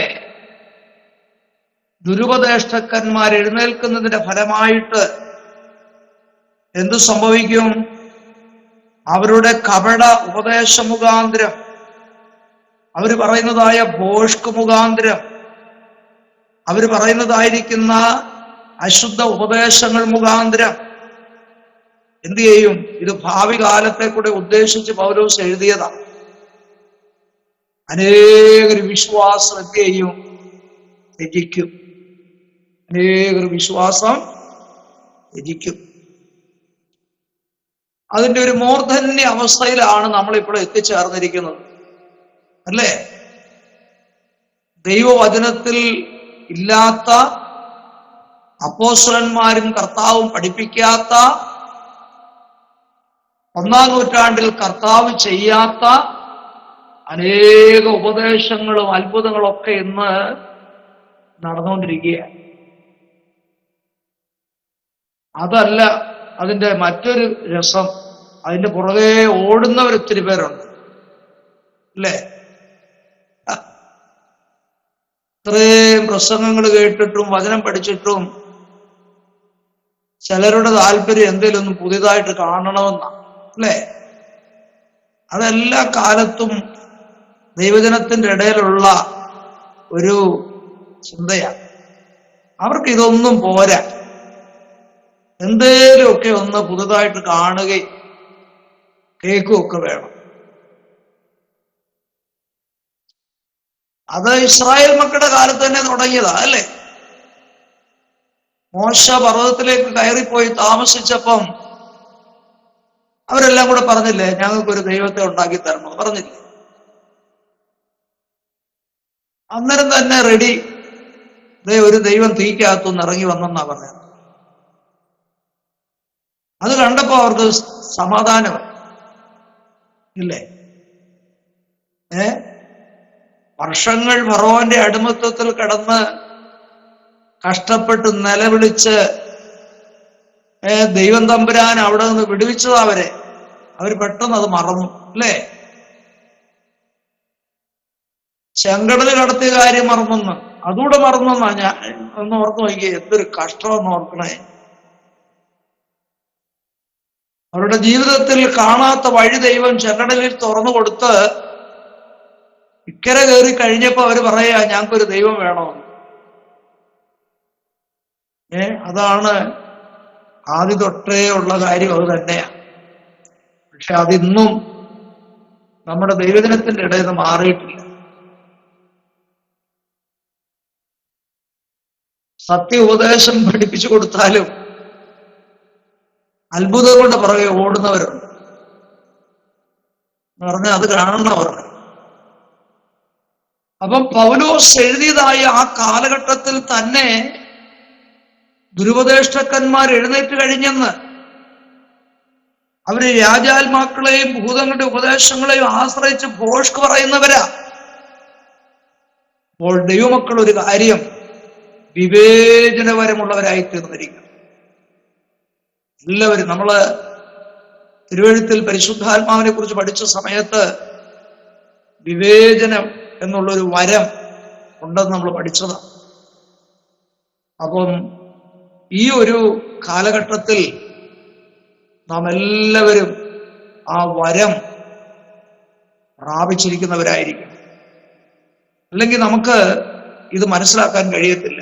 ഏതാ ഇത്? ദുരുപദേശമാണോ, വ്യാജാത്മാവാണോ, ഭൂതങ്ങളുടെ ഉപദേശമാണോ എന്ന് മനസ്സിലാക്കാൻ പറ്റത്തില്ല. ഇവിടെ കുറച്ച് വർഷങ്ങൾക്ക് മുൻപ് ഒരു ശുശ്രൂഷ എന്നൊരാള് വന്നു. അദ്ദേഹം പറഞ്ഞു, പുറകിലൊരു ബക്കറ്റ് കൊണ്ടുവെക്കാൻ പറഞ്ഞു. എന്ന് പറഞ്ഞാൽ അദ്ദേഹം ശുശ്രൂഷ തുടങ്ങി കഴിഞ്ഞാൽ പിന്നെ ഛർദില.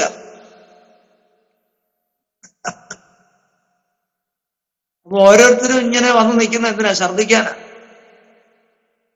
അദ്ദേഹം ആ വ്യക്തിക്ക് വേണ്ടി പ്രാർത്ഥിച്ച ഉടനെ ബക്കറ്റ് എടുത്തുകൊണ്ട് ഒരാൾ വരും, അതിനകത്തോട്ട് ഛർദിക്കും. എന്റെ കർത്താവേ, ഇതൊക്കെ എന്തൊരു കാലങ്ങളാണെന്ന് ഓർത്ത് നോക്കണം. നമ്മൾ ഒരുപാട് കേട്ട് കാണും. കരച്ചിൽ വരുന്ന ശുശ്രൂഷ, ചിരിക്കുന്ന ശുശ്രൂഷ, കുരയ്ക്കുന്ന ശുശ്രൂഷ എന്ന് വേണ്ട. എത്ര ഉപദേശങ്ങളാണ് നമ്മൾ കാണുകയും കേൾക്കുകയും ചെയ്യുന്നത്. സത്യത്തിൽ ദൈവത്തിന്റെ വചനം വിട്ട് ഒരു കാര്യത്തിനും ദൈവമക്കൾ പോകാൻ പാടില്ല. അപ്പോൾ അന്നേ ദുരുപദേശകന്മാർ എഴുന്നേറ്റ് കഴിഞ്ഞു എന്നാണ് പറഞ്ഞിരിക്കുന്നത്, ഇല്ലേ? ദൈവമക്കളെ, നമ്മുടെ എല്ലാവരുടെ അടിസ്ഥാനം ദൈവവചനമായിരിക്കണം കേട്ടോ, ദൈവവചനമായിരിക്കണം. നമ്മൾ ഒരു കാര്യം കാണുമ്പോൾ പ്രത്യേകിച്ച് 3 കാര്യങ്ങൾ നമ്മുടെ ശ്രദ്ധയിൽ കൊണ്ടുവരണം. ഒന്ന്, ഇതിനെ സംബന്ധിച്ച് നമ്മുടെ കർത്താവ് എന്ത് പറഞ്ഞു? ഒന്ന്, വളരെ ശ്രദ്ധിക്കേണ്ട കേട്ടോ. അപ്പോസ്തലന്മാർ അതിനെക്കുറിച്ച് എന്ത് പഠിപ്പിച്ചു? 3, ആദിമസഭ എങ്ങനെ അതിനോട് പ്രതികരിച്ചു?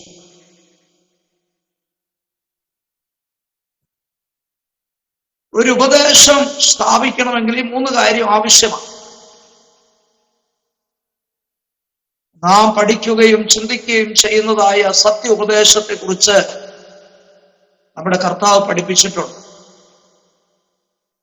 അതിനുശേഷം അപ്പോസ്തലന്മാര് അതിനെക്കുറിച്ച് എഴുതി, അല്ലെങ്കിൽ അവർ പഠിപ്പിച്ചു. 3, ആദിമസഭ അതിനെ എങ്ങനെ കൈക്കൊണ്ടു? ഈ 3 അളവുകോൽ വെച്ചിട്ട് വേണം നമ്മളൊരു വിഷയത്തിൽ ഒരു തീരുമാനമെടുക്കുവാൻ. നമ്മുടെ വിഷയം എന്താണ്? ഭാവി കാലത്ത് ദുരുപദേഷ്ടന്മാർ എഴുന്നേൽക്കും. അവരുടെ ഉപദേശ മുഖാന്തരം, അവർ പറയുന്ന ഭോഷ്ക് മുഖാന്തരം എന്താ സംഭവിക്കുന്നത്? അനേകരും വിശ്വാസത്തിൽ നിന്ന് വീണു പോകുവാനായിട്ടിടയാണ്. ദൈവമക്കളെ, നമ്മൾ സത്യവചനമാണ് ചിന്തിക്കുകയും പഠിക്കുകയും ചെയ്യുന്നത്. നമ്മുടെ ആരുടെയും ജീവിതത്തിൽ അത് സംഭവിക്കരുത്. എൻ്റെ കൂടെ ബൈസ്കൂളിൽ പഠിച്ച ഒരു സഹോദരനെ എനിക്കറിയാം. അദ്ദേഹം നല്ല വണ്ണമുള്ള ഒരു മനുഷ്യനായിരുന്നു, നല്ല വണ്ണം. എനിക്ക് തോന്നുന്നു ഒരു 125 കിലോയെങ്കിലും കാണുവാൻ ആ സഹോദരൻ. ഹൈസ്കൂളിൽ പഠനമൊക്കെ കഴിഞ്ഞ് ഏതോ ഒരു ഉപദേശം പഠിപ്പിക്കുന്ന ആള് വന്ന് പറഞ്ഞു, ഇത്രയും വണ്ണം ഉണ്ടെങ്കിൽ കർത്താവിന്റെ വരവിൽ പൊങ്ങത്തില്ല.